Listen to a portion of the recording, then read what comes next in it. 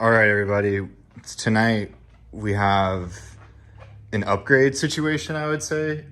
This is my dad's Checkpoint SL that he's been riding and really enjoying.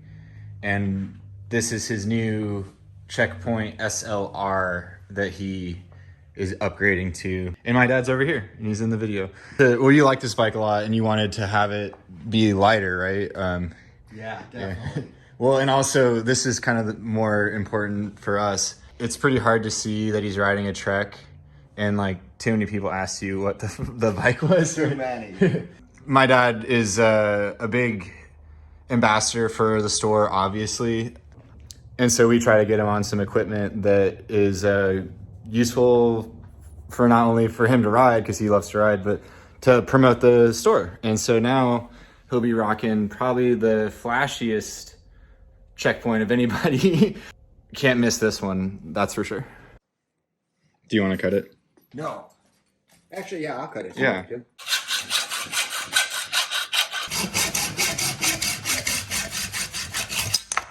Permanent. Can't go back. Best tool in the entire shop, actually. And we're gonna reuse all of his parts too. He runs a Force mullet build. We're gonna be pulling the hoses from the back on both sides and then pushing them through the frame, the new frame in the back as well. And that's just makes it easier. We'll route it before we put the fork in, and that way we also have an easier time hitting all the holes that we need to hit. We're gonna upgrade to a 46 bar from a 44. This is the Zip Explorer handlebar. The old whiskey one was a 44. This bike, with the way they route the cables through it, it's pretty exact for the size of the handlebar. He's ridden this bike a lot. I mean, I know this is a new bike that just came out, but how many miles do you think you got on this thing? Thousands. Yeah. So, and we're I'm seeing some rusty fittings and stuff. So we got the hoses in stock. So we're just gonna do it the right way and fix it for this fresh bike here. So you put 5,000 miles on it? Yep. 5,000. 5,000 miles. The Checkpoint's so easy to route with the big hole in the frame. We're gonna throw a rattle thing in there, and then the hose will zip tie to that piece of plastic that's molded into the frame there. So we got the cables run through the frame.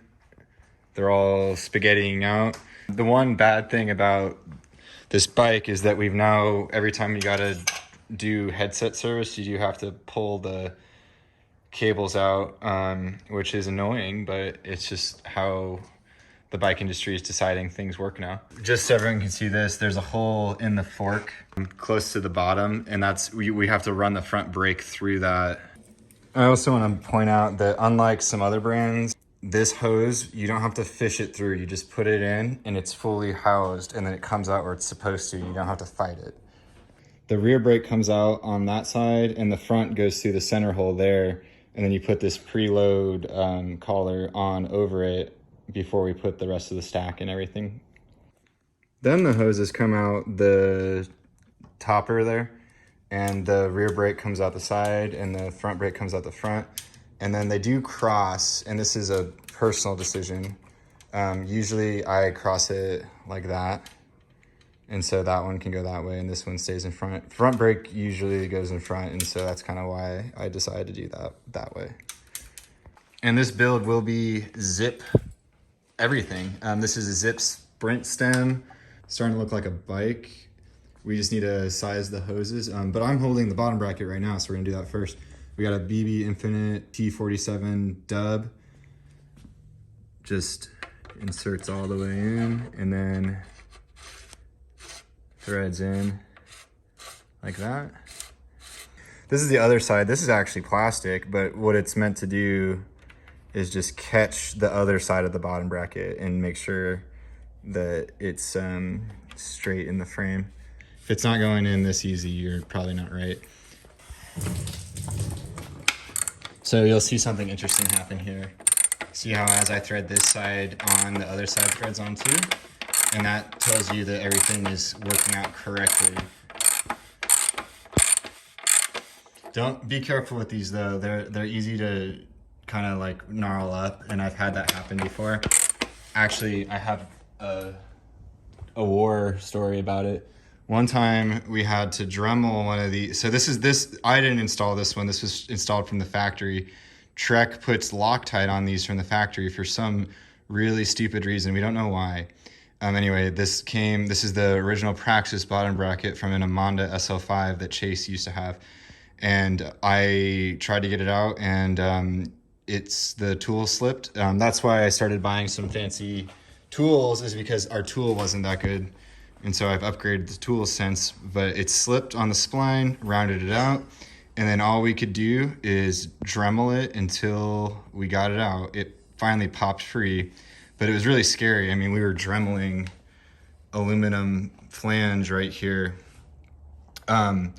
We were successful though, so that's okay. The frame was totally unscathed and everything, but I do keep this around to remind people to be careful. Even though I'm not going to take full responsibility for this, please stop Loctiting things, Trek. There's no reason for this to have Loctite on it. This is a very, very delicate piece in my opinion, and you shouldn't be Loctiting it. We're also doing an interesting thing with the crank here. This is a mountain bike crank. It's a generic carbon SRAM crank.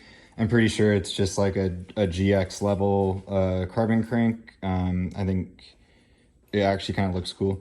But how we accomplish this is a 5 mil spacer. So we have 2.5 on the non-drive, and then we're gonna put 2.5 on the drive side, and it spaces out correctly and works just fine, or at least it has been working just fine.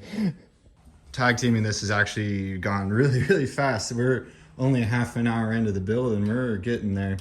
And that's because my dad worked at a bike shop when he was a kid. What was the bike shop? Hobart Schwinn. That's, wait, how long ago was that?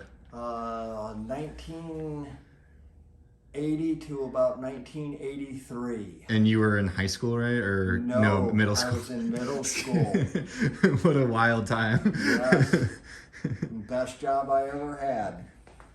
So that's why, like, I grew up around bikes my whole life, and it's kind of fitting that I ended up owning a bike shop, honestly. It's weird how that all works out. I always want to give it a tap to make sure it's all the way on the other side. And then we installed this really nice King Creek aluminum preloader on this crank and spin it out. Like I said, this is a mountain bike crank, so it's gonna need to be spun out a little bit. No big deal. Feels good. Make sure it's tight side to side. I think every bike should have an aluminum preload collar. Let's see how we did. We'll do a spin test.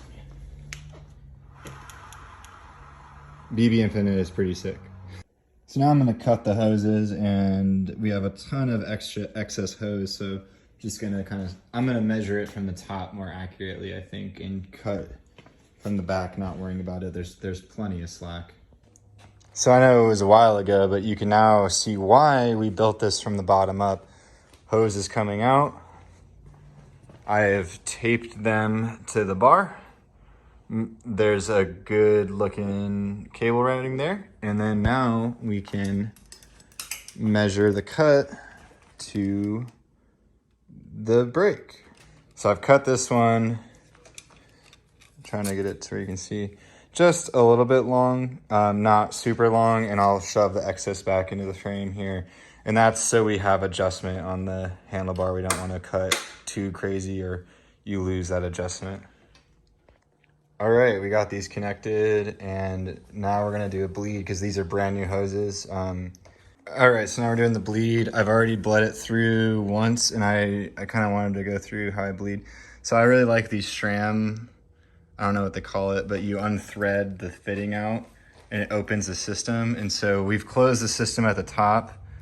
We're gonna pull on it to check for bubbles, which there's none. And then we're gonna pressurize the system, gently pushing some fluid back in. Feel it stop, and then spin it closed. Should be good. Let's check it. Perfect. If you don't like how vague a Trek axle can be, just pop this seal out and now it'll work like normal. He's not going to be using the little quick release lever. Here's the axle back. That this gasket this gasket is used for. So if you just take the gasket out of it, a tool fits in it like it should, and it works totally great. Optional little hack there. All right, so what we're doing now is getting the levers put in the right spot, and we're going to use this Abbey Bike Tools hanger alignment tool. And it basically, it's not like a perfect thing, but you get one where you think it's good, and then you can kind of transpose it at least close to the other side.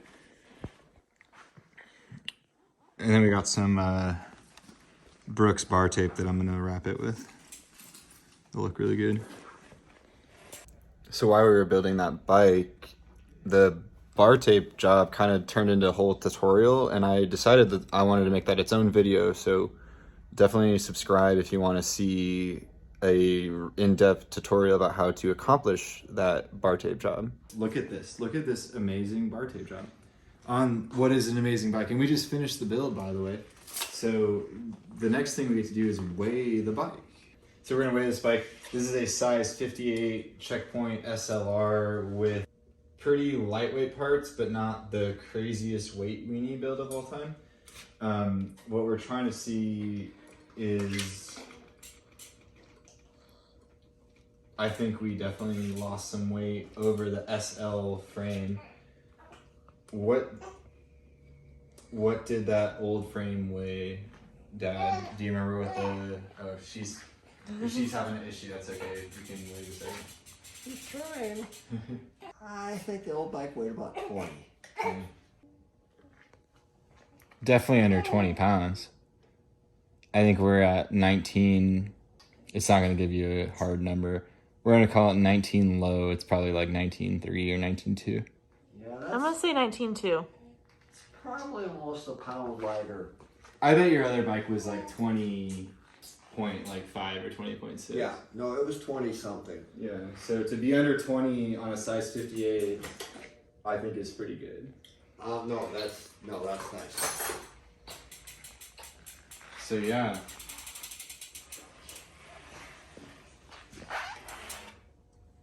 The aesthetic of this one is turned out really good. No, it's gorgeous. This is a Trex radioactive paint, and it looks gnarly. I hope it looks as gnarly on camera as it does in person. This has been a really cool build. It's really cool to be able to, I don't want to say give back, but it's kind of like that. Kind of like support my family in their cycling, get our family on bikes that they would have never probably been able to get on before. And it's awesome to just hand this off. If you guys are interested in a build like this or any of the other builds we've done, we do a lot of cool builds. Please let us know. We are available. Hit us up on email, Instagram, you can call us. All of that stuff will be in the description below. Thanks for checking out this bike build for my dad, Checkpoint SLR Project 1. No, I love it. Let me get I can't believe how much I'm liking it already.